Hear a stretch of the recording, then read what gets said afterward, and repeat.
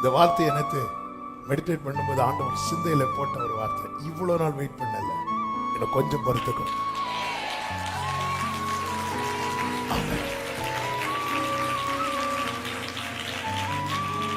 இவ்வளவு நாள் வெயிட் பண்ணல, எனக்கு கொஞ்சம் பொறுத்துக்கும். A day will come.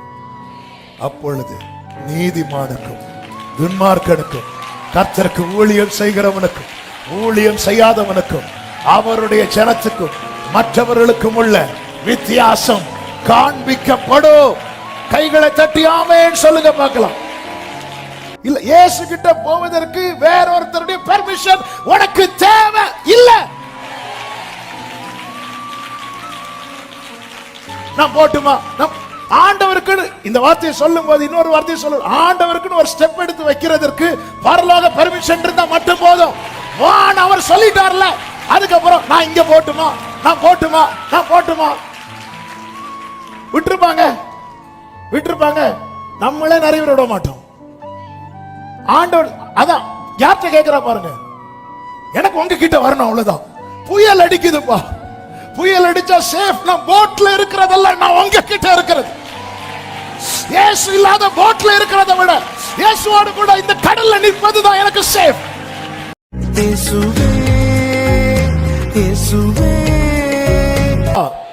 யாத்திராகமம் 8வது அதிகாரம்,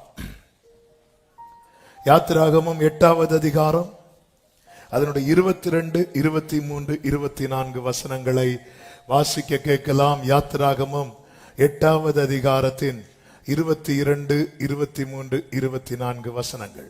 பூமியின் நடுவில் நானே கர்த்தர் என்பதை நீ அறியும்படி என் ஜனங்கள் இருக்கிற கோசே நாட்டில் அந்நாளிலே வண்டுகள் வராதபடிக்கு அந்த நாட்டை விசேஷப்படுத்தி என் ஜனங்களுக்கும் உன் ஜனங்களுக்கும் வித்தியாசம் உண்டாகும்படி செய்வேன். இந்த அடையாளம் நாளைக்கு உண்டாகும் என்று கர்த்தர் சொல்லுகிறார் என்று சொல் என்றார். அடுத்த வசனத்தின் முதல்ல 3 வார்த்தையை நான் வாசிக்கிறேன் பாருங்க. அப்படியே கர்த்தர் செய்தார். கைகளை உயர்த்தி சத்தமா ஆமென் சொல்லுங்க பார்க்கலாம். என் ஜனங்களுக்கும் உன் ஜனங்கள்னா யாரு? பார்வோன், எகிப்தியர். கர்த்தர் மோசேயை கொண்டு பேசுகிறார். நான் வித்தியாசத்தை உண்டு பண்ணும்படி செய்வேன். இந்த அடையாளம் நாளைக்கு உண்டாகும். நாளைக்கு என்ன அடையாளம் உண்டாகலாம் நான் பேச போறதில்லை. ஆனா சொல்லப்பட்ட ஒவ்வொரு வார்த்தையை நீங்க எப்படி பிலீவ் பண்ணி எடுக்கிறீங்களோ அப்படியே சம்பவிக்கும். போன வருஷத்துல ஒரு சாட்சியை அவங்களுக்கு சொன்னேன். அவங்களும் சாட்சி கூட்டத்தில் வந்து சொன்னாங்க. செப்டம்பர் மாதத்துல அவங்களுக்கு ஏறக்குறைய 30 லட்சம் கடன் இருந்துச்சு. பல ஆண்டுகளாய் தீர்க்க முடியாமல் இருந்துச்சு. செப்டம்பர் மாதத்துல ஆராதனை வேளையில நெகேமியா 52 நாளைக்குள்ள அலங்கத்தை கட்டி முடித்தான் என்ற வார்த்தை வந்தபோது அவங்களுக்கு இந்த 52ங்கிற வேர்டு ரேமாவாக வந்தது. உடனே பிடிச்சிட்டாங்க. பிடிச்சு அதை வச்சு ஜோமன் ஆண்டவர் 52 நாள் கரெக்டா அண்டில் இருந்து 52வது நாளில 30 லட்ச கடத்தை தீர்க்கும்படிக்கு கர்த்தர் கிருபை செய்தார். நான் எதுக்கு இதை சொல்றேன் தெரியுமா? வேர்ட் பை வேர்ட்ல எவ்ரி வேர்ட்ல எனக்கான ரேமா இருக்கு அப்படின்னு பார்க்கிறவர்கள் அதை நிச்சயமாய் சுதந்தரிப்பார்கள். எனவே நான் வசனத்தை எடுத்து உங்களுக்கு முன்பாக வைத்துக் கொண்டே இருப்பேன். நீங்க அதை எப்படி பிலீவ் பண்ணி அக்செப்ட் பண்றீங்களோ அது உங்க வாழ்க்கையில நிறைவேறுவதை நீங்கள் காண்பீர்கள். இஸ்ரவேல் எகிப்திலே இருக்கிறார்கள். எகிப்திலே கர்த்தர் வாதைகளை அனுப்ப ஆரம்பிக்கிறார். நமக்கு தெரியும். முதலாவது தண்ணீர் ரத்தமாய் மாறுகிறது. அதன் பிறகு ஒவ்வொரு பிரச்சனையாய் வருகிறது. இந்த சம்பவத்துக்கு முன்பாக நடந்த வாதைகள் வரைக்கும் தண்ணீராகட்டும், தண்ணீர் ரத்தமாய் மாறினது, தவளை, பேன்கள், இதுல பாதிக்கப்பட்டது எகிப்தியர் மட்டுமல்ல, இஸ்ரவேலரும்.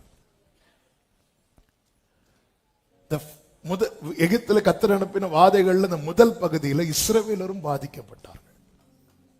காமனா இப்ப கொரோனா வந்துச்சு, யாரெல்லாம் பாதிக்கப்பட்டாங்க? எல்லாரும் அதே போலதான். ஆனால் ஒரு கட்டம் வரைக்கும் தான் கர்த்தர் அப்படி விட்டார். அதன் பிறகு கர்த்தர் என்ன செய்கிறார் என்றால் வித்தியாசப்படுத்த ஆரம்பிக்கிறார். பிரியமான கர்த்தருடைய பிள்ளைகளே, நீங்க கர்த்தருடையவர்கள், நீங்கள் அவருடையவர்கள், அவருக்கென்று உங்களை அர்ப்பணித்து அவரை ஏற்றுக்கொண்டு அவருக்காய் நிற்கிறவர்கள். ஆனால் பாருங்க, காமன் பிரச்சனை, எல்லாருக்கும் இருக்கிற பிரச்சனை போலதான் உங்களுக்கும் தொடர்ந்து கொண்டு இருக்கிறது. நீ ஆண்டவரை ஏற்றுக்கொள்வதற்கு முன்னாடி என்ன பிரச்சனை இருந்துச்சோ அதே பிரச்சனை தான், இப்படிதான் போயிட்டே இருக்கு. ஆனா இப்படி கடைசி வரை போக கர்த்தர் விட மாட்டார். ஒரு இடத்துல கர்த்தர் நிற்க வைத்து என் ஜனங்களுக்கும் உன் ஜனங்களுக்கும் வித்தியாசம் உண்டு பண்ணும்படி செய்வேன் என்று இதை நம்புறவங்க மட்டும் கைகளை தட்டி ஒரு இடத்துல கர்த்தர் ஒரு பெரிய சேஞ்ச கொடுக்க போறார். அது வரைக்கும் காமனா எல்லாரும், எகிப்தியருக்கும் இஸ்ரவேலருக்கும் வித்தியாசமே இல்லாம எல்லாருக்கும் தண்ணீர் எப்படிதான் மாறுச்சு அப்படின்னா ரத்தமா தான் மாறுச்சு, வித்தியாசமே இல்லை. அவன் தெய்வத்தை கும்பிடுறான், இவன் ஜீவனுள்ள தேவனை கும்பிடுறான். அவன் வீட்டுல என்ன பிரச்சனையோ அதே பிரச்சனை தான் இவன் வீட்டுல. அவங்க வீட்டு பைப்பை திறந்தாலும் பிளட் வருது, இவங்க வீட்டு பைப்பை திறந்தாலும் பிளட் வருது. என்ன காஸ்பல் போய் அவங்கள்ட்ட சொல்ல முடியும்? என்ன சொல்லி, நீ ஜீவனுள்ள தேவன் நோக்கி கூப்பிடு, எங்க உன் பைப்பை ஓபன் பண்ணு, பிளட் போதும், நீயே கூப்பிடு. என்ன என்ன சொல்ல? ஒண்ணுமே இல்லை. இந்த பாதையில பயணிக்கிறவருக்கு நான் சொல்லும் வார்த்தை புரியும். நேற்று மாலை வேளையில ஆவியானவர் இந்த வார்த்தைகள் எல்லாம் உள்ள வச்சுட்டே இருக்கிறார், வைத்துக் கொண்டே இருக்கிறார். எனவேதான் சொன்னேன், இது சிலருக்கு எமர்ஜென்சியா கொடுக்கப்பட வேண்டிய வார்த்தை. ரேமா, இந்த ஃபைல கர்த்தர் மேல தூக்கி வச்சிருக்கிறார். நீ பயணித்த பாதையிலே கர்த்தர் ஒரு பெரிய பிரேக் த்ரூவை கொண்டு வர பண்ணி, உன்னுடைய உனக்கும் மற்றவர்களுக்கும் ஒரு வித்தியாசத்தை ஆமென் சொல்றவங்க,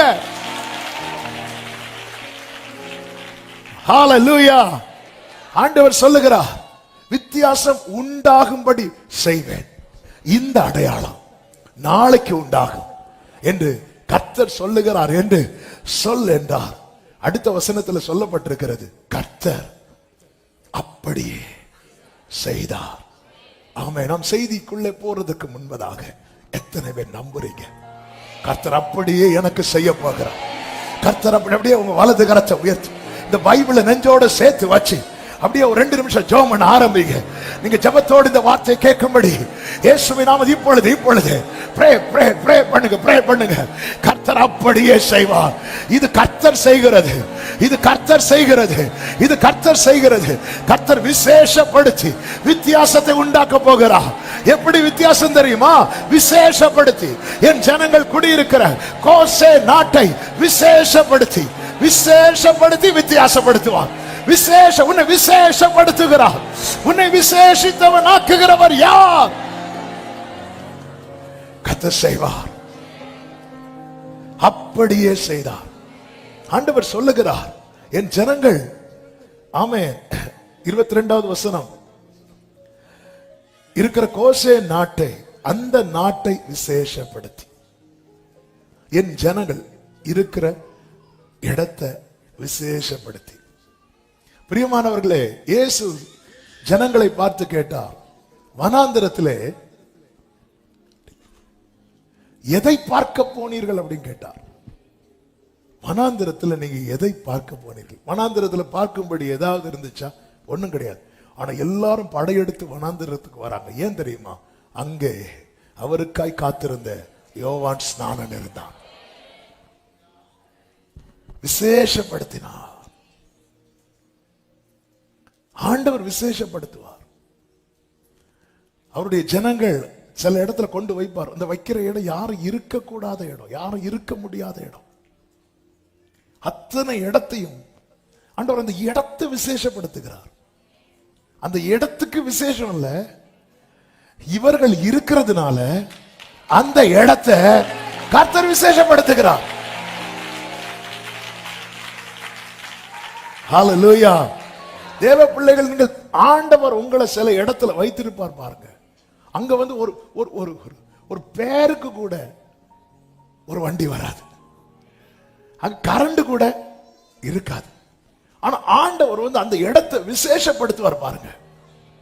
அதுக்கப்புறம் எல்லாரும் அத உதிக்கிற உன் ஒளியின் இடத்துல தேவன் வித்தியாசப்படுத்துறது எப்படி தெரியுமா? விசேஷப்படுத்தி வித்தியாசப்படுத்துவார். எல்லாரும் நாசரேத்திலிருந்து நன்மை வருமா? இதுதான் கேள்வி. வந்து பாரு, இப்படி சொல்ல போறாங்க. நாசரேத்திலிருந்து நன்மை வருமா? நாசரேத்தின் நன்மையை என்ன வந்து பார்க்க சொல்லல, வந்து பார். என் ஜனங்கள் இருக்கிற, நீங்க எந்த சூழ்நிலையில இருந்து புலம்புறீங்களோ அதை விசேஷப்படுத்த என் தேவனால கூடும். ஹல்லேலூயா, ஹல்லேலூயா, ஆமென். பல எக்ஸாம்பிளுக்கு நம்ம ஊர்லயே நிறைய சொல்லலாங்க. ஃபாதர் இருக்கிற ஜெபத்தோட்டம் இருக்குல்ல, அந்த ஏரியாவில் நீங்க பாத்தீங்கன்னா அது மட்டும்தான் நல்லா இருக்கும். அந்த இடத்தை ஆண்டவர் காட்டி அங்க இருந்து இருந்து இருந்து இருந்து உண்மையிலே இப்ப அது ஒரு உண்மையில அருமையான தோட்டம் ஆயிட்டு. எப்போ அங்க மீட்டிங் நடந்துட்டே இருக்கும். அதே போல நாலுமாவடி இருக்குல்ல, நாலுமாவடி அது ஒரு ஊரு, அது அங்க அர்த்தம். இப்போ அங்க ட்ரெயினே போகுது. நான் எதுக்கு இதை சொல்றேன் தெரியுமா? கர்த்தர் ஒரு இடத்தை காண்பித்து, அதுவும் ஊர்ல அந்த எண்டுல போய் ஒரு தேவ மனுஷனை உட்கார வச்சு ஜெபம் பண்ண வச்சு, யாருக்காவது தெரியுமா? ஆமா, நமக்கு 4 மாடி தான் தெரியும், 4 மாடி தெரியாது. நான் எதுக்கு இதை சொல்றேன்னா, ஆண்டவருடைய வேலை வரும் தெரியுமா?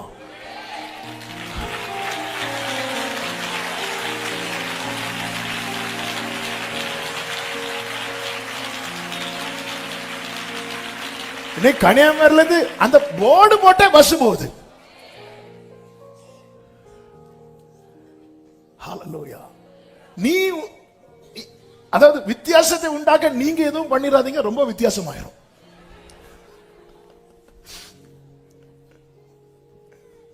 நீங்கள் அமர்ந்திருந்து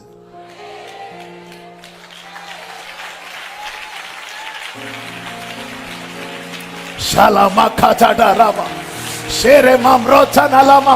வர்ஷிப் பண்ணுங்க, வர்ஷிப் பண்ணுங்க, வர்ஷிப் பண்ணுங்க. இந்த அடையாளம் நாளை நடக்கும்.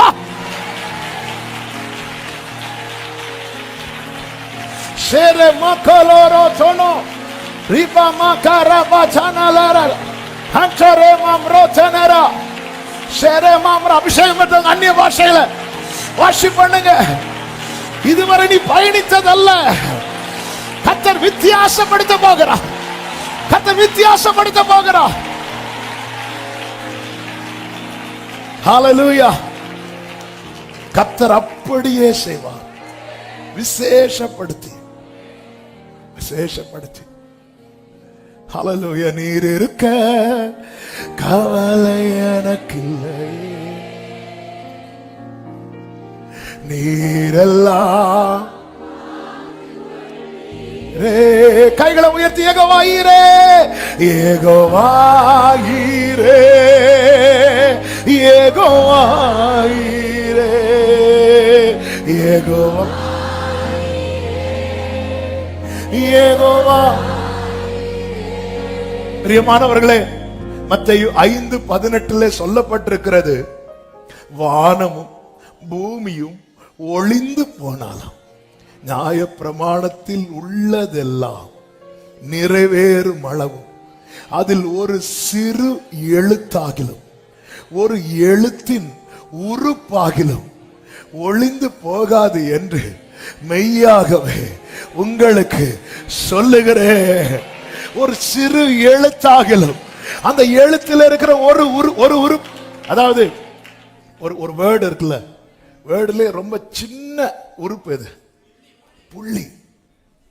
அதனாலதான் அடிக்கடி சொல்லுவேன், அண்டியும் அவருடைய தீர்மானத்தின்படி அழைக்கப்பட்டவர்களாய் தேவனிடத்தில் அன்பு கூறுகிறவர்களுக்கு சா கா லா மூ மா போட்டு மேல ஒரு, அது கூட நன்மையாக தான் இருக்கும்.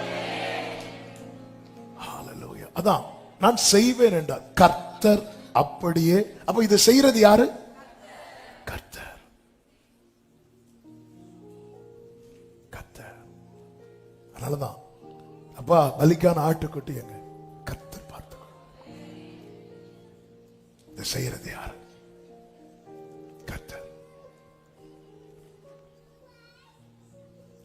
ஒரு சிறு ஒரு உறுப்பாகிலும் எழுத்தாகிலும் அந்த எழுத்தின் உறுப்பாகிலும் ஒளிந்து போகாது.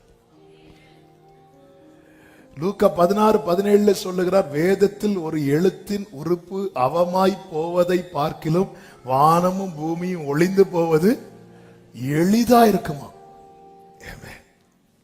வானமும் பூமியும் என்னைக்கு ஒரு நாள் கண்டிப்பா ஒளிந்து போக போகுது. ஆனா நம்மளால அது சாத்தியமா? சாத்தியமே கிடையாது. சாத்தானால் அது சாத்தியமாக்க முடியுமா?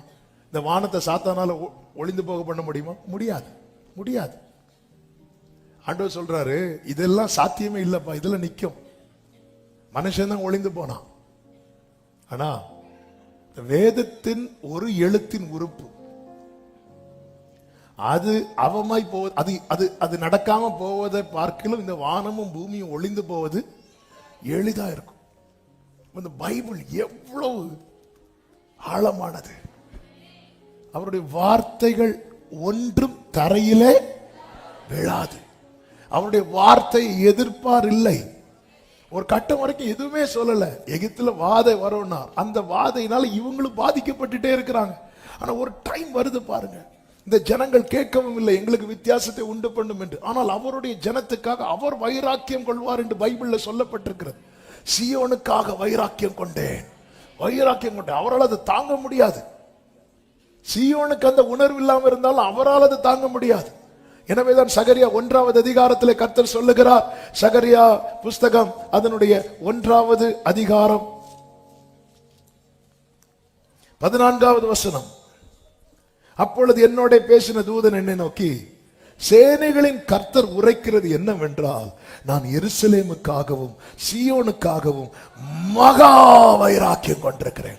அந்த மகா வைராக்கியம் கொண்டிருந்ததுனால கர்த்தர் என்ன செய்வேன் என்று சொல்லுகிறார். அதனுடைய 16, 17 வசனம். ஆகையால் மன உருக்கத்தோடு எருசலேமினிடத்தில் திரும்பினேன் என்று கர்த்தர் சொல்லுகிறார். என் ஆலயம் அதிலே கட்டப்படும், எருசலேமின் மேல் அளவு நூல் பிடிக்கப்படும் என்று சேனைகளின் கர்த்தர் சொல்லுகிறார் என்று கூறு என்றார். இன்னும் என் பட்டணங்கள் நன்மையினால் பரம்பி இருக்கும். இன்னும் கர்த்தர் சீயோனை தேற்றரவு பண்ணுவார், இன்னும் எருசலேமை தெரிந்து கொள்வார் என்று சேனைகளின் கர்த்தர் சொல்லுகிறார் என்று பின்னும் கூறு என்றார். இதெல்லாம் அவர் அந்த வைராக்கியம், என் பிள்ளை, என் சபை, என் ஜனம் அப்படிங்கிற வைராக்கியம். ஹல்லேலூயா, ஹல்லேலூயா. ஆமா, நம்ம பிள்ளைகளுக்கு ஒண்ணு நடந்தா நம்ம பார்த்துட்டு சும்மா இருக்க மாட்டோம் இல்லங்க. அவரால் பார்த்துட்டு சும்மா இருக்க முடியல.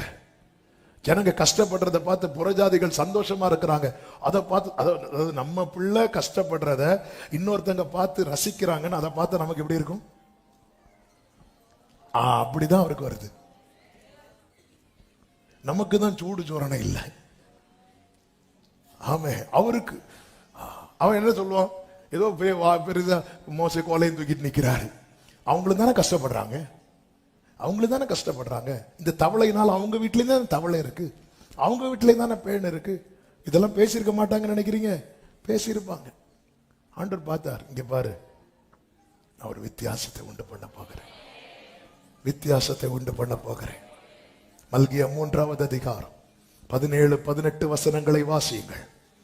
என் சம்பத்தை நான் சேர்க்கும் நாளிலே அவர்கள் என்னுடையவர்களாய் இருப்பார்கள் என்று சேனைகளின் கர்த்தர் சொல்லுகிறார்.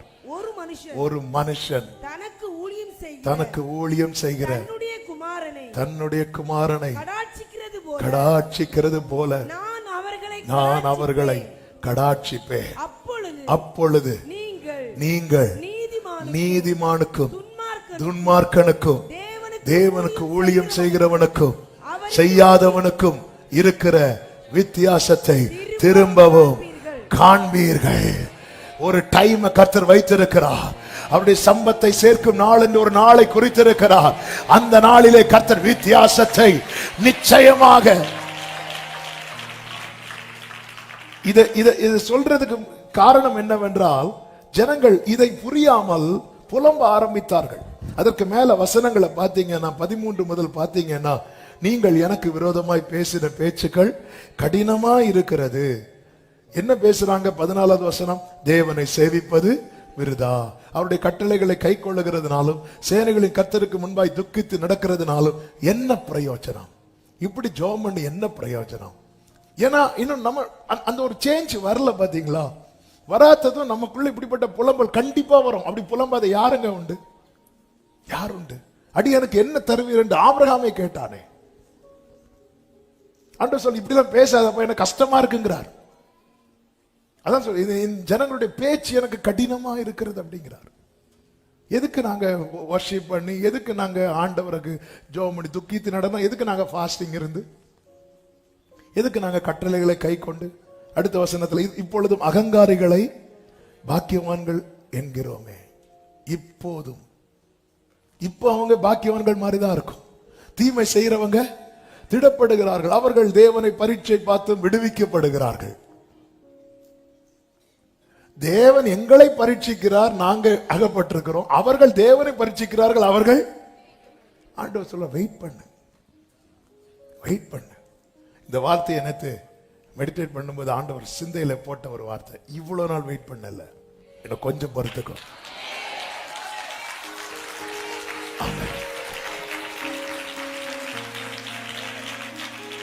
இவ்வளவு நாள் வெயிட் பண்ணல, எனக்கு கொஞ்சம் பொறுத்துக்கோ. A day will come. அப்பொழுது நீதிமானுக்கும் துன்மார்க்கனுக்கும் கர்த்தருக்கு ஊழியம் செய்கிறவனுக்கும் ஊழியம் செய்யாதவனுக்கும் அவருடைய ஜனத்துக்கும் மற்றவர்களுக்கும் உள்ள வித்தியாசம் காண்பிக்கப்படும். கைகளை தட்டி ஆமென் சொல்லுங்க பார்க்கலாம். தேவனை ஆராதிக்கிறவர்களுக்கும் தேவன் அல்லாதவைகளை ஆராதிக்கிறவர்களுக்கும் தேவன் வித்தியாசத்தை காண்பிப்பேன் என்று சொல்லி இருக்கிறார்.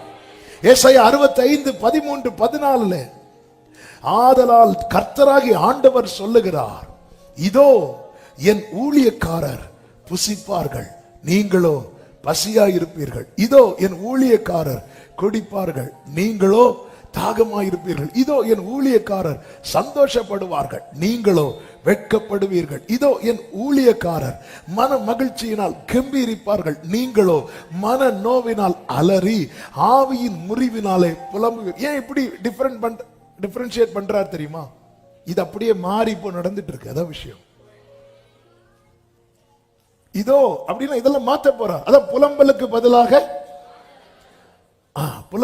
பதிலாக முச்சடிக்கு பதிலாக, ஏன்னா இப்போ உள்ள சிச்சுவேஷன் இப்படி போயிட்டு இருக்கு. அதான் ஆண்டவர் கூப்பிட்டு சொல்றார். எனவேதான் தேவன் தருகிற வார்த்தையில என்ன இருக்கும் தெரியுமா? நாளை குறித்த நம்பிக்கை இருக்கும். ஹல்லேலூயா. நாளை குறித்த நம்பிக்கை தேவன் தருகிற வார்த்தையில் மட்டும்தான் இருக்கும். ஆண்டவர் சொல்றார், இங்க பாரு, இது நான் உனக்கு தந்த வார்த்தையில ஒரு ஒரு உறுப்பு அவமாய் போவதை விட இந்த வானமும் பூமியும் ஒளிந்து போறது ரொம்ப லேஸ். ஹல்லேலூயா.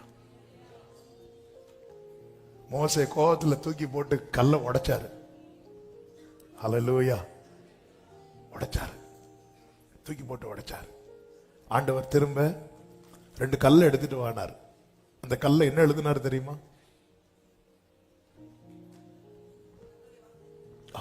என்ன ஒரு வெளிப்பாடு! கர்த்தருடைய வார்த்தையை தான் எழுதுவார், சாத்தனுடைய வார்த்தையை எழுதுவார். ஏற்கனவே எழுதி கொடுத்தார்ல, உடைச்சான்ல, அதே வார்த்தை. அதன் அர்த்தம் என்ன? நீயே தூக்கி போட்டு உடைச்சாலும் இந்த வார்த்தை மாறாது.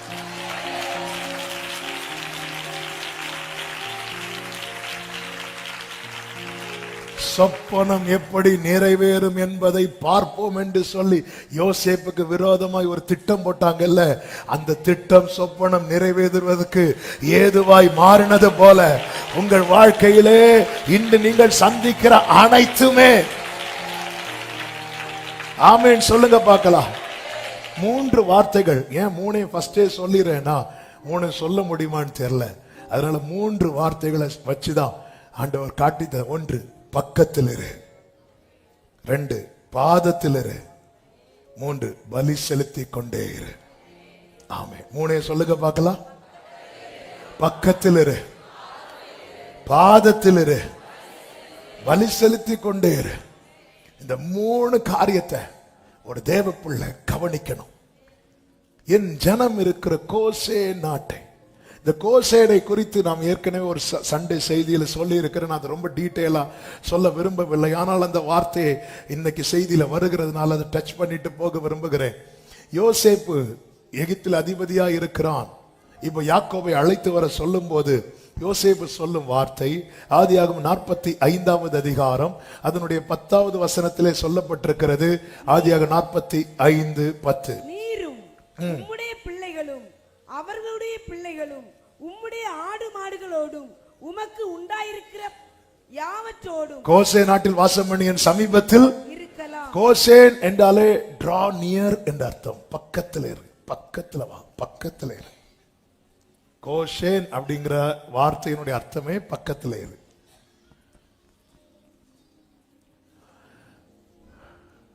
ஆண்டவர் சமூகத்துல. அப்போ இந்த நெருக்கம் வரும்போது, போராட்டம் வரும்போது, தூரம் போவது என்பது ரொம்ப எளிதில் நடக்கக்கூடியது. இயேசு கிறிஸ்து மேல சேவகர்கள் வந்து கை போட்டதும் சீஷர்கள் எல்லாம் எப்படி போனாங்க தெரியுமா? அப்படி சிதறி போயிட்டாங்க. அதனாலதான் பிலதெல்பியா சபைக்கு சொல்லுவார், உனக்கு கொஞ்சம் பலன் இருந்தும் நீ நாமத்தை மறுதலிக்கல பாத்தியா? என் ஜனம் இருக்கிற கோசே நாட்டு. அப்போ ஜனத்தை கர்த்தர் வச்சிருக்கிறார் பக்கத்துல. அதை விட்டு போயிடாதீங்க. தேவனை விட்டு விடுவதற்கு ஏதுவான காரியங்கள் தான் சுத்தி நடக்கும். ஆண்டவர் விட்டுறக்கூடாது. ஆண்டவரோடு நெருங்குவதற்கு எந்த புயல் அடிச்சாலும் ஆண்டவர்கிட்ட போகணும், ஆண்டவர்கிட்ட போகணும். பேதுரு பாருங்க, உண்மையில் ஆண்டவர் என்னையும் கடல் மேல நடக்க வைங்க. நீங்க நல்ல கவனிச்சீங்கன்னா தெரியும், நான் கடல்ல நடந்து உம்மிடத்தில் வர எனக்கு எதுக்கு பேதுரு கடல் மேல நடக்கணும்னு ஆசைப்பட்டாரு? இயேசு கிட்ட போகணும், அவ்வளவுதான். போட்ல எத்தனை பேர் இருக்கிறாங்க? பேதுருவையும் சேர்த்து 12 பேர். இப்ப இயேசு கிட்ட போகணும், ரைட். போட்ல இருக்கிறதுல பேதுருக்கு ரொம்ப நெருக்கமானது யாரு? இன்னும் நெருக்கமா ஒரு ஆள் உண்டு, அந்திரேயா. அந்திரேயா யாரு? பிரதர். யோவான் யாரு? ஃப்ரெண்ட். இவங்க எங்க இருக்கிறாங்க? டைம் இல்ல, கொஞ்சம் குயிக்கா. போட் பக்கத்தில் பாக்குறீங்களா? இங்க இங்க இருக்கலாம், போட்ல இருக்கிறான். இப்ப பேதுரு யார்கிட்ட மட்டும் பெர்மிஷன் கேட்டார்? இயேசுட்ட மட்டும். அந்திரேயா, அந்திரேயா நான் போட்டுமா கேட்டாரா? யோவான்ட்ட கேட்டார், நான் போட்டுமா கேட்டா விட்டுருப்பாங்க? இல்ல. இயேசு கிட்ட போவதற்கு வேற ஒருத்தருடைய பெர்மிஷன் உனக்கு தேவை இல்ல. நான் போட்டுமா? ஆண்டவருக்கு இந்த வார்த்தையை சொல்லும் போது இன்னொரு வார்த்தையை சொல்ல, ஆண்டவருக்கு ஒரு ஸ்டெப் எடுத்து வைக்கிறதுக்கு பரலோக பெர்மிஷன் இருந்தா மட்டும் போதும். வான் அவர் சொல்லிட்டார்ல, அதுக்கப்புறம் நான் இங்க போட்டுமா, நான் போட்டுமா, நான் போட்டுமா விட்டுருப்பாங்க, விட்டுருப்பாங்க. நம்மளே நிறைய விட மாட்டோம். ஆண்டவர் அதான் யார்கிட்ட கேட்கிறா பாருங்க, எனக்கு உங்க கிட்ட வரணும், அவ்வளவுதான். புயல் அடிக்குதுப்பா, புயல் அடிச்சா சேஃப். நான் போட்ல இருக்கிறதெல்லாம் நான் உங்க கிட்ட இருக்கிறது. இயேசு இல்லாத போட்ல இருக்கிறத விட இயேசுவோடு கூட இந்த கடல்ல நிற்பதுதான் எனக்கு சேஃப். ஆமென் சொல்லுங்க பார்க்கலாம். கிட்ட போனோம், போய் கேட்கல, நான் போட்டுமா, நான் போட்டுமா, நான் போட்டுமா. இல்ல இயேசுன்னு சொல்லிருப்பாங்க. பேதுரு ஒரே ஒருத்தர் நீரே ஆனால். பேதுரு பேதுரு யோ அந்திரே அந்திரையா அவரு அவரு அவரா எவரு? நான் போட்டுமா, போட்டுமா. சும்மா இரு பேதுருவே, ஏற்கனவே உங்க விசுவாசத்தை பார்த்தாச்சு. அவர் வந்த உடனே ஆண்டவரையும் கூட பார்த்தா ஆவேசம். நீ இரு, உனக்கு விசுவாசத்துக்கும் சம்பந்தமே. பேதுருக்கு என்ன பக்கத்துல போகணும், பக்கத்துல போகணும். எனதான் சூனேமியாள், அவளை ராஜா விருந்து அவர் அறைக்குள்ள கூட்டிட்டு போகும்போது அவ துடிக்கிறா, என்னை இழுத்துக்கொள்ளும், என்னை இழுத்துக்கொள்ளும், நான் உமக்கு பின்ன ஓடி வருவேன். ராஜாவின் அரண்மனையில் அவள் இருப்பதை விட வனாந்திரத்தில் நேசர் மேல் சார்ந்து கொண்டிருப்பதை அவள் பெரிதாய் பார்த்தாள். பக்கத்திலே இரு, பக்கத்திலே இரு. ஆண்டவர் உங்களை எந்த நிலையில் வைத்திருக்கிறாரோ ஆண்டவர் பக்கத்துல, அதை மட்டும் உறுதிப்படுத்திக் கொள்ளுங்கள். இன்னும் இன்னும் இன்னும் கிட்ட கிட்ட சேர்த்து கொள்ளுமே பாடுபட்ட நாயகா. இன்னும் கிட்ட கிட்ட ஆமென். ஜீவன் தந்த ரட்சகர். மத்தேயு 14வது அதிகாரம் 28வது வசனம். பேதுரு அவரை நோக்கி, ஆண்டவரே, நீரே ஆனால் நான் ஜலத்தின் மேல் நடந்து உம்மிடத்தில் வர கட்டளையிடும் என்றார். அதற்கு அவர் வா என்றார். அப்பொழுது பேதுரு படவை விட்டு இறங்கி யாரையும் திரும்பி கூட பார்க்கல. யாரையும் திரும்பி கூட அந்திரேட்ட கேட்ட என்ன பண்ணும்? நம்ம எல்லாம் நிறைய கேட்டு கேட்டு அப்பா கிட்ட நெருங்காம இருக்கிறோம். பவுலுக்கு தேவன் தம்மை வெளிப்படுத்த சித்தமா இருந்த போது பவுல் மாம்சத்தோடும் இரத்தத்தோடும் யோசனை பண்ணாமல் என்று பைபிள்ல இருக்கு. கலாத்தியர் 1:16 எடுக்க வேண்டாம். அவர் எஸ் சொல்றார்ல, வா அப்படிங்கிற. நான் கடல் மேல் நடந்து உம்மிடத்தில் வர, எனக்கு உங்க பக்கத்துல வரணும். எனக்கு காற்று அடிக்கிறது கஷ்டமா இருக்கட்டும், எனக்கு உங்க கிட்ட இருக்கணும். ஆமா, பிள்ளைங்க ரொம்ப சிக்கா ஃபீல் பண்ணும்போது அவங்க அம்மா கிட்ட அல்லது அவங்க அப்பா கிட்ட இருக்கணும்னு விரும்புவாங்கல்ல. அப்படி ஃபீல் பண்றார் பேதுரு.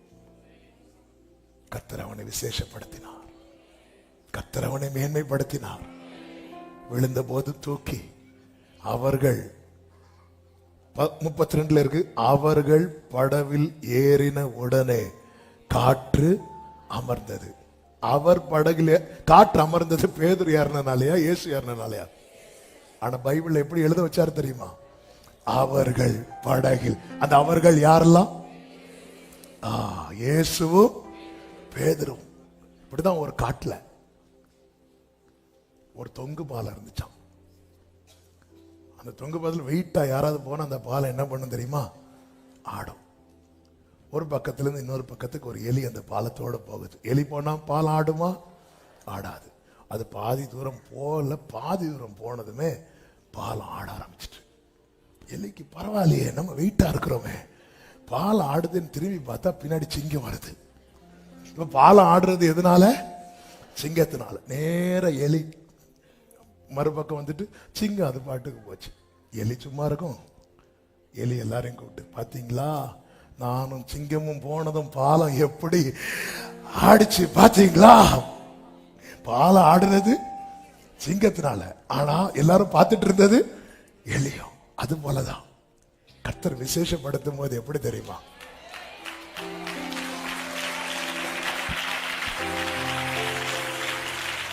இந்த 12 பேர்ல பேதுருவை நீ தானே என்கிட்ட வரணும்னு விரும்புன. இப்ப பேதுருவை வா, என் காலு பட்டா மட்டும் இல்ல, உன் கால் படும்போது இந்த காற்று அமருவதை மற்ற 16 பேரையும் கர்த்தர் இப்படிதான் விசேஷப்படுத்துவார். கர்த்தர் இப்படிதான் விசேஷப்படுத்துவார். இந்த புயலை அமர்த்தினால் மற்ற 11 பேர் இறங்கி வந்திருப்பாங்க. இந்த புயல்ல இவர் பெரிய விசுவாச வீரர்லாம் கிடையாது. காற்றை பார்த்து பயப்படக்கூடிய ஆளு. எல்லாம் ரைட்டு தான். ஆனா அவருக்கு இயேசு பக்கத்தில் இருக்கணும், இயேசுவோடு இருக்கணும். எதிர்காற்று வீச எதிர்போரும் பேச என்னோடு இருப்பவர் பெரியவர். ஹல்லேலூயா. அவரோடு கர்த்தருக்கு மகிமை உண்டாவதாக. ஆண்டவர் எப்படி வித்தியாசப்படுத்துவார் பாருங்கள். சங்கீதம் 68:1 என்ன சொல்லப்பட்டிருக்கிறது? தேவன் எழுந்தருளுவார், அவருடைய சத்துருக்கள் சிதறுண்டு, அவரை பகைக்கிறவர்கள் அவருக்கு முன்பாக ஓடி போவார்கள். எப்படியா? புகை பறக்கடிக்கப்படுவது போல அவர்களை பறக்கடிப்பீர் என்று சொல்லப்பட்டிருக்கிறது. நமக்கு இது தெரியும். யாத்திராகம் 14வது அதிகாரம் 24-25 வசனங்களிலே, கிழக்கு வெளுத்து வரும் ஜாமத்தில் கர்த்தர் அக்கினியும் மேகமுமான ஸ்தம்பத்தில் இருந்து எகிப்தியரின் சேனையை பார்த்து அவர்கள் சேனையை கலங்கடித்து அவர்கள் ரதங்களில் இருந்து உருளைகள் கழலவும் அவர்கள் தங்கள் ரதங்களை வருத்தத்தோடு நடத்தவும் பண்ணினார். அப்பொழுது எகிப்தியர் இஸ்ரவேலரை விட்டு ஓடிப்போம். கர்த்தர் அவர்களுக்கு துணை நின்று எகிப்தியருக்கு விரோதமாக யுத்தம் பண்ணுகிறார் என்றார்கள். அப்படி அவங்க ஓடி போகும்போது கர்த்தர் அவர்களை கடலின் நடுவிலே கவிழ்த்து போட்டார் என்று 27வது வசனத்திலே பார்க்கிறோம். காரணம் தேவன் எழுந்தருளினார். தேவன் எழுந்தருளினதுக்கு காரணம் என்ன தெரியுமா? ஜனங்களை எல்லாம் அந்த மேகத்துக்கு கீழே கொண்டு வந்தார். பக்கத்தில் இரு, பக்கத்தில் இருக்கிறவன் பக்கத்தில் சத்துரு வந்தால் கர்த்தர் பார்த்து கொண்டு சும்மா இருக்க மாட்டார். அவர் பக்கத்தில் இருக்கிறவன் பக்கத்திலே சத்துரு நெருங்கினால் கர்த்தர் பார்த்து கொண்டு சும்மா இருக்க மாட்டார். ஒரு பக்கத்திலே தேவனுடைய செயலை பாருங்கள். அதான் வித்தியாசத்தை உண்டு பண்ணுகிறார். என்ன செய்கிறார்? பார்வோனும் அவன் சேனையும் ஒருமித்து இருந்த போது கர்த்தர் அவர்களை சிதற பண்ணுகிறார். தேவன் எழுந்தருளுவார், சத்துருக்கள் சிதறுண்டு போவார்கள். எப்படி சிதறுண்டு போவார்களா? தண்ணீர் உடைந்து ஓடுகிறது போல. ஒரு வழியாய் வந்தவன் 7 வழியா. இப்படிதான் கர்த்தர் சத்துருவை சிதற பண்ணுவான். திரும்பி ஓடும் போது எல்லாரும் பார்வோனுடைய ஆர்டருக்காக நிப்பாங்க நினைக்கிறீங்க? லெப்ட் ரைட் போடுறதுக்கு இல்ல.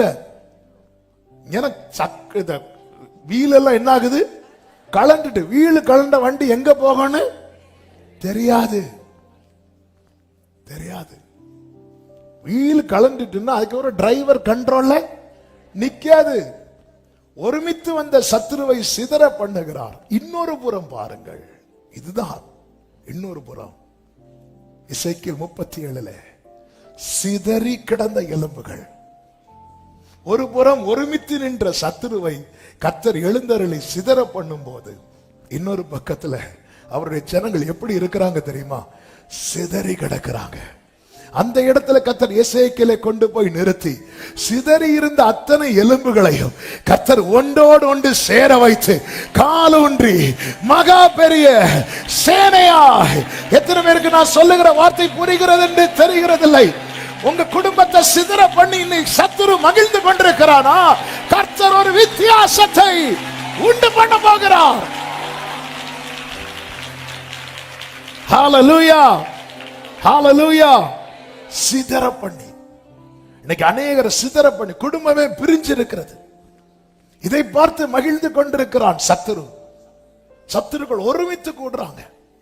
நமக்கு தெரியும், சீஷர்கள் சிதறின போது அதுவரை விரோதிகளாய் இருந்த ஏரோதும் பிலாத்தும் அன்று முதல் யாரா மாறிட்டாங்களா? சிநேகிதர்களாய் மாறிட்டாங்க. சீஷர்கள் ஒன்றாய் இருக்கும் வரைக்கும் அவர்கள் 2 பேரும் பிரிந்து இருக்கிறாங்க. சீஷர்கள் சிதறினதும் இவர்கள் ஒன்னாயிட்டாங்க.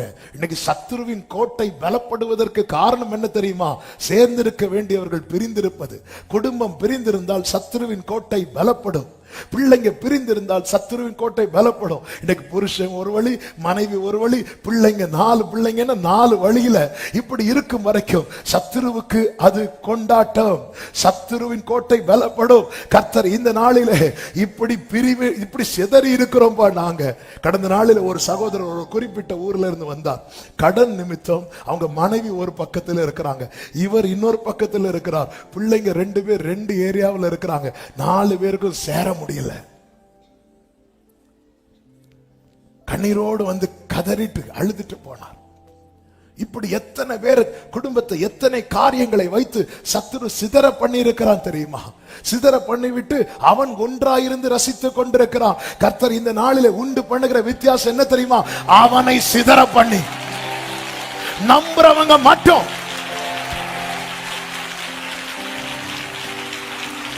சிதறி இருக்கிற உன்னுடையவர்களை கர்த்தர் ஒன்றாய் சேர்த்து, glory, glory. கர்த்தர் அந்த காற்றை அனுப்புகிறார். கர்த்தர் அந்த காற்றை அனுப்புகிறார். எசேக்கியேல் பார்த்து கொண்டிருக்கையில் நடந்தது போல இந்த நாளிலே கர்த்தர் இந்த வித்தியாசத்தை, ஆமென் சொல்லுங்க பார்க்கலாம். ஒரு புறம் தேவன் எழுந்தருளி சத்துருக்களை சிதறடிக்கிறார், மறுபுறம் தேவன் சிதறப்பட்டவர்களை கர்த்தர் கூட்டி சேர்க்கிறார். ஆமென். நம்ம ஃபேமிலி எப்படி இருக்குதுன்னு பார்க்கணும். ஹல்லேலூயா, ஹல்லேலூயா, ஹல்லேலூயா. ஒன்று சேர்ந்து நாம் துதிப்போம், சாத்தானை மிதிப்போம், தேசத்தை. ஆமென். எல்லாம் பிள்ளைங்கள் உன் பந்தியை சுற்றிலும், உன் மனைவி உன் வீட்டோரங்களில் கனி தரும். அது வீட்டோரங்கள்ங்கிறது தப்பா புரிஞ்சிருக்க கூடாது. அது கனி தரும் திராட்சை செடி, அதுதான் கனி கொடுக்குது. கர்த்தருக்கு பயப்படுகிற மனுஷன் இவ்விதமாய் ஆசீர்வதிக்கப்படுவான். பிள்ளை இப்படி இருக்கணும். நானும் என் வீட்டாருமோ வென்றால். இன்னைக்கு அநேக குடும்பங்கள்ல இந்த நன்மை, இந்த பாக்கியத்தை இழந்துட்டாங்க. சத்துரு எங்கேயோ உள்ள புகுந்துட்டான், சிதற வச்சிருக்கிறான், சிதற வைக்கிறான். யார் யார் எங்க இல்லாமோ தெரியல. இந்த போன் மட்டும்தான் அவங்களை இணைக்குது, வேற இல்ல. அப்படி அந்த சகோதரர் சொன்னது, நான் இங்க இருக்கிறது, என் மனைவிக்கு போன்ல நான் போன் பண்ணேன்னா என்ன கண்டுபிடிச்சிருவாங்க, நான் போன் பண்ண மாட்டேன், வேற நம்பர்ல இருந்து போன் பண்ணுவேன். என்ன ஒரு வேதனை. சிதறி இருக்கிறாங்க, சிதறி இருக்கிறாங்க. சத்துரு பார்த்து சிரிச்சிட்டு இருக்கிறான். வேதத்துல சொல்லப்பட்டிருக்கிறது, இஸ்ரவேலர் யாத்திராகமம் 5:11 நீங்க போய் உங்களுக்கு அகப்படுகிற இடங்களில் வைக்கோல் சம்பாதியுங்கள், ஆனாலும் உங்கள் வேலையில் ஒன்றும் குறைக்கப்படுவதில்லை என்று பார்வோன் சொல்லுகிறார் என்றார்கள். அப்பொழுது வைக்கோலுக்கு பதிலாக தாளடிகளை சேர்க்கும்படி ஜனங்கள் எகிப்து தேசம் எங்கும் சிதறி போனார்கள். ஆமென். அதாவது இவங்க சிதறி போனது கோல்டு சேர்க்கிறதுக்கு இல்ல, வைக்கோலுக்கு பதிலா தாளடிகள் என்னன்னு தெரியல. சரி, வைக்கோல்னு வச்சுக்கோங்களேன். இலையா? இலை பொறுக்க இவங்க சிதறி போனது. 4 பேர் 4 பக்கத்துல சிதறினது எதுக்கு தெரியுமா? கோல்டு எடுக்கல, டைமண்ட் எடுக்கல, இலை. இவங்க யாரு? என் ஜனங்கள்ங்கிறார். ஆண்டவர் எல்லாம் பார்த்துட்டு சும்மா இருப்பார் நினைக்கிறீங்க? அற்ப காரியத்துக்காக உன்னை சிதற பண்ணுகிறான். ஏன்னா இன்னைக்கு இது தேவையா இருக்கிறது. ஒருவேளை ஆகாரத்துக்காக உன்னை சிதற பண்ணுகிறான். ஆமென். இப்படினாலதான் இஸ்ரவேல் ஜனங்கள் உலர்ந்த எலும்புகள் நிறைந்த பள்ளத்தை, இது உயிரடையுமா? இன்னைக்கு கர்த்தர் தருகிற ரேமா இதுதான். உன்னை எழுப்பி நிறுத்த எனக்கு ஒரு காற்று போதும்.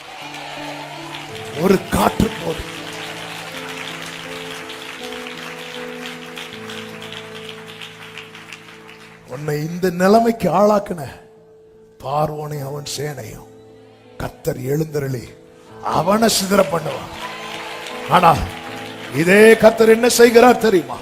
இஸ்ரவேலர் எல்லாம் யாத்திராகமம் 13:18 சிவந்த சமுத்திரத்தின் வனாந்திர வழியாய் ஜனங்களை சுற்றி போக பண்ணினார். இஸ்ரவேல் புத்திரர் எகிப்து தேசத்திலிருந்து அணியாய், எல்லாரும் சொல்லுங்க பார்க்கலாம், அணியாய், நல்ல கைகளை தட்டி அணியாய் புறப்பட்டு போனார்கள். இலைக்காக ஆடு மாடுக்கு இலை கொடுக்கணும். இலை கொடுத்தாதான் அது பால் கொடுக்கும், அது வேலை செய்யும். அதுக்காக இலை பொறுக்கிறதுக்காக, விறகு பொறுக்கிறதுக்காக சிதறி போனாங்க. என்னைக்கு ஒரே மாதிரி இருக்காதுங்க. 2 அப்பம் சுடுறதுக்கு காட்டுல போய் விறகெடுக்க போனான். ஆமென். கொஞ்சம் மாவு, கொஞ்சம் எண்ணெய். கர்த்தர் ஒரு வித்தியாசத்தை உண்டு பண்ணினார். கர்த்தர் வித்தியாசத்தை உண்டு பண்ணது என்ன? பஞ்ச காலத்தை மாற்றினாரா? காலத்தை மாற்றல, ஆனா இவன் வீட்டுக்குள்ள ஒரு வித்தியாசத்தை உண்டு பண்ணினார்.